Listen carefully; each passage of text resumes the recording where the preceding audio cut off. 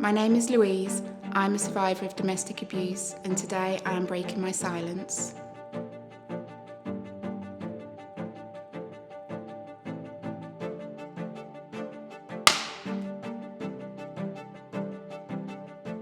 Lou, tell me a bit about the type of abuse you experienced with your perpetrator.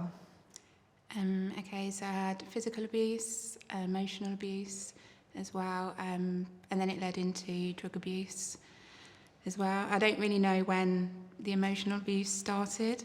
I don't know, I feel it was there from the beginning, but obviously it's not something that I really picked up on until later on. The physical abuse started about a year into the relationship, and probably with the drug abuse as well. When you look back now, can you pinpoint when the emotional abuse started and how it started? Yeah, I feel it was there from the very beginning, just with the little things that he may have said to me, like controlling things that I didn't really pick up on at the time, because you think they're saying things to you because they care. Like comments about things I was wearing, or people talking to me, well, men talking to me. If we were going out, he's quite a well-known person where we live, so he knows a lot of people, and if a guy was talking to me, then, he would throw a lot of questions at me. So looking back, I think it was there from the very beginning. And just I was a very confident person as well. I was very sure of myself, and I wasn't a quiet person. And I just feel that that's probably something that, although he found that attractive to begin with, also found it quite threatening. So it was just the little comments that would have been made to me to try and just put me down and put me in my place. How did the emotional abuse affect you whilst you were with him? I went from being really confident to obviously having no confidence at the end of the relationship. I lost a lot of self-belief in myself. I questioned everything about myself as well, and just who I was as a person, and do people actually really like me. It's that I just went from being somebody who was really confident and proud of who I was to being someone who was really ashamed of who I was. Sorry.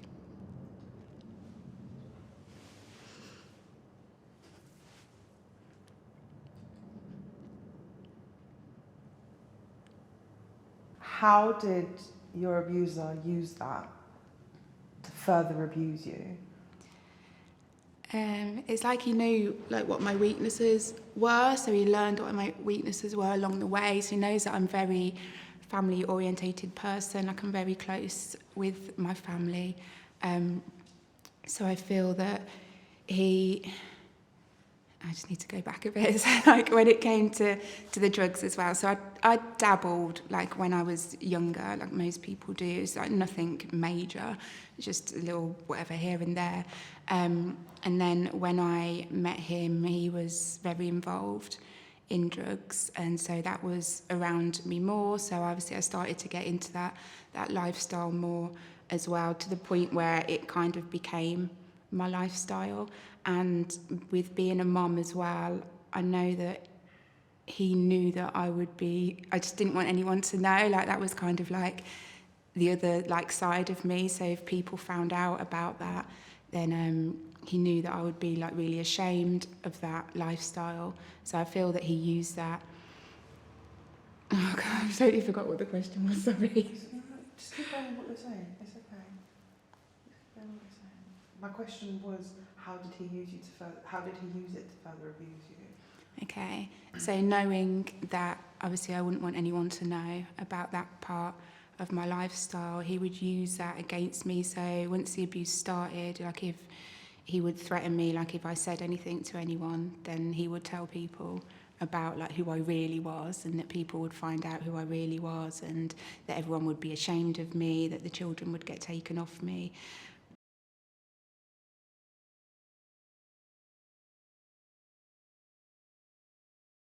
Do you feel like you had any support from family, friends at all whilst you were with your abuser? Not from family, but I didn't tell anybody. So, told very little people, and the people that did know were amongst like our circle of friends anyway, and a lot of other people were taking drugs as well. So it was kind of never. People knew that he's got a temper. They know what he's like, but it was like people were scared of him. Like a lot of people around him were yes people, so they would just say do whatever you want you to do, like to keep him happy. So even in that circle, the people that did know, it was like it wasn't a big issue. And then I had other friends that knew just snippets, because again, like I didn't, even though they were really good friends, I just felt so ashamed with what was happening. I felt like I'm letting this happen to me, but I didn't know how to stop it. But then I also didn't know how to actually tell people, like, to the extent of what was happening. So it's not that no one wanted to support me, it's more that I wasn't open about it, so no one knew what was going on to give me the support that I needed. What do you feel like would have helped you or enabled you to talk to people, to safely open up at the time?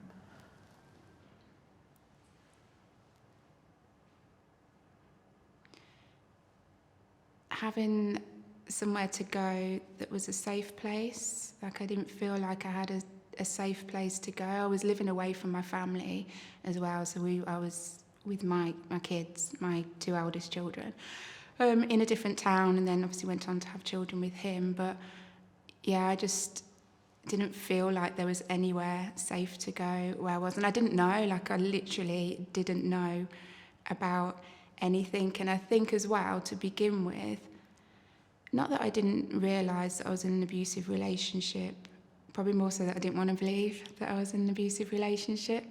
So I kind of felt like even though there were certain organisations and whatever about that it wasn't enough for me to go. Like I wasn't that abused woman that I needed to go to those places. In my head, I always kind of downplayed it.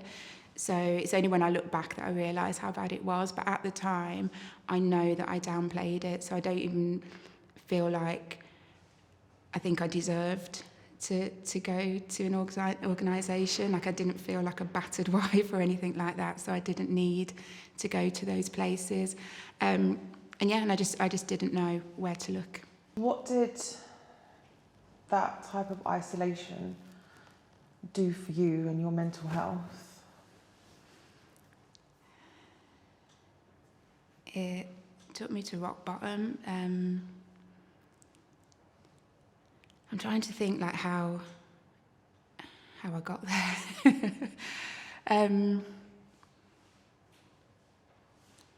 Yeah, it took me to rock bottom. I had a mental breakdown when I was 29. By that point, I'd always been like 5 years into the relationship, but it's just gradually, like every single day, just chipping away at me, chipping away at my self-confidence, to the point where, yeah, I just became a bit of a wreck, to be honest, a bit of a wreck. And the only time I felt confident is by at that point as well, obviously, like drugs were involved, alcohol was involved, and that was the only time that I ever felt confident in myself, is, you know, when I was wasted, really. And without that, I just felt empty. Just empty, worthless. And yeah, to the point where I did hit rock bottom. I was on antidepressants. I'd gone to the doctors. I mean, obviously it was the abuse that was getting me down, but even when I went to the doctors, I don't know if it's that they just didn't ask the right questions, or I'm very good at hiding things. I'd learned, like, over the years, like, how to hide a lot of things. You can hide a lot behind a smile, so I got very good at living a lie. I remember going to the doctors, and I knew why I was depressed, but I just, you know, I answered the questions in a way that obviously they didn't pick up on that. So I was given antidepressants. So I ended up taking an overdose of the antidepressants, just not because I wanted to end my life, but I just didn't want to be in the position that I was in anymore. And someone even said to me, like, a little while ago, in a not very nice way, that, you know, it was really selfish of me to do that because I've got children. But when you're in that position, like, I wasn't even, not that I wasn't thinking about them, but I was just thinking that, sorry. that they would probably be better off without me here, because like I just wasn't being a good mum. Like I couldn't be there for them the way that I knew that I should be.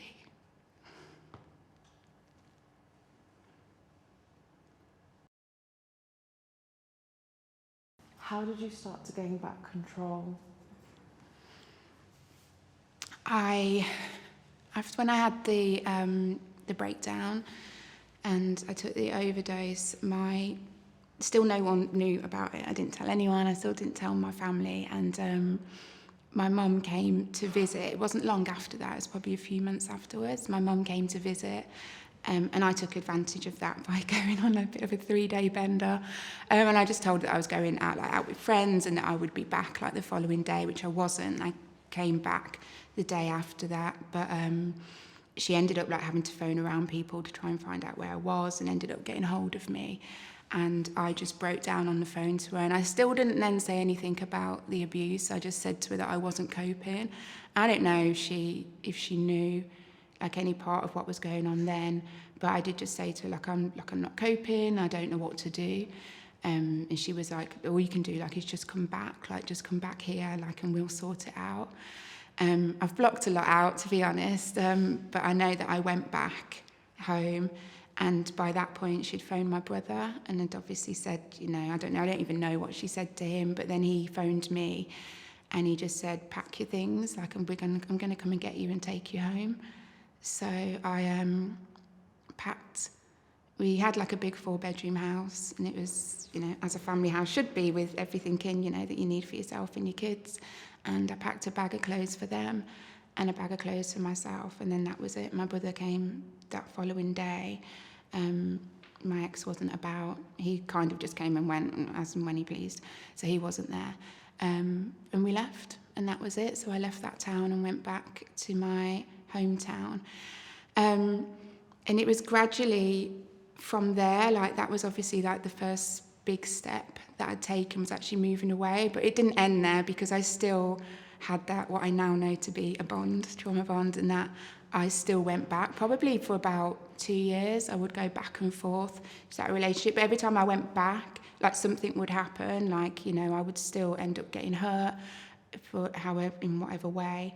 But I think because I'd moved away, each time that I went back and he hurt me again, I had somewhere to go to run away to, whereas before I was still in the town where he was.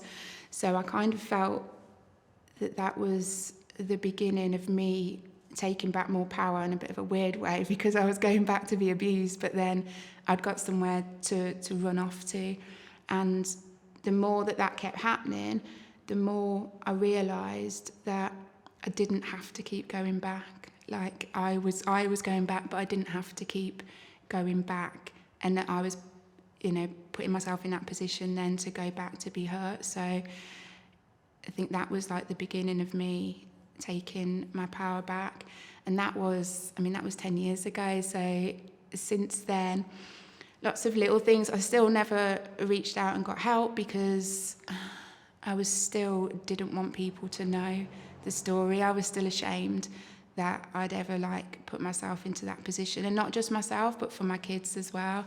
I think that was the main thing, was that I'm a mum, I've got 5 children, why would I keep going back into that situation?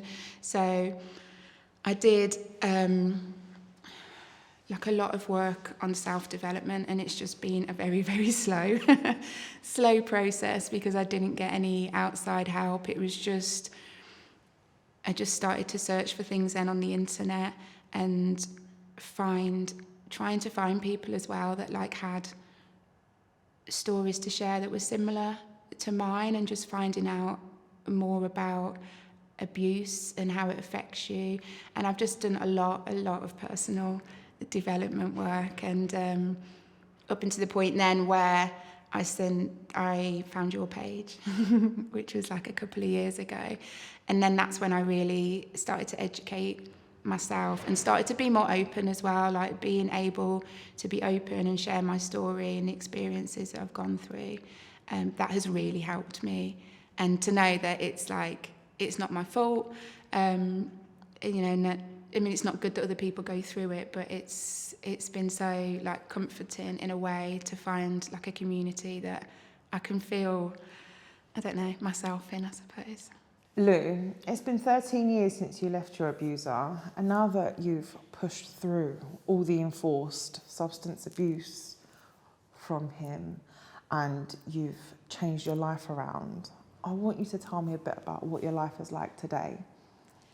Okay, so my life is just totally different. I'm like a totally different person, or back to the person I was before the abuse started and who I would have always grown into being anyway, had I not gone through that. I'm in a totally different environment. So whereas before I was in an environment that was very much fueled by alcohol and drugs, like I don't have any of that around me now. I've got my own business, I'm in my own home with my children, I've recently got into a very good relationship. So yeah, life is totally different. It's just made me realise as well that what I went through, and especially like when it comes to the drugs as well, that I did it for a reason. Like it wasn't, although like I may have experimented with whatever when I was younger, that doesn't mean that I would have gone on to actually have been the addict that I was. And when I say I was an addict, I was, because it's the first thing I thought about when I got up in the morning.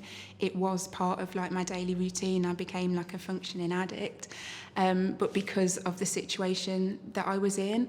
So now that I know that I'm not in that situation, like I don't even think about like drugs. I rarely have a drink, you know, I don't even think about those things anymore. So I know that it was purely because of the situation that I was in, that I was trying to get myself out of that, you know, not think about it. It took me away from, you know, having to think about how shit my life was, basically. So, and now my life is amazing. Like, I absolutely love my life. So yeah, all is good.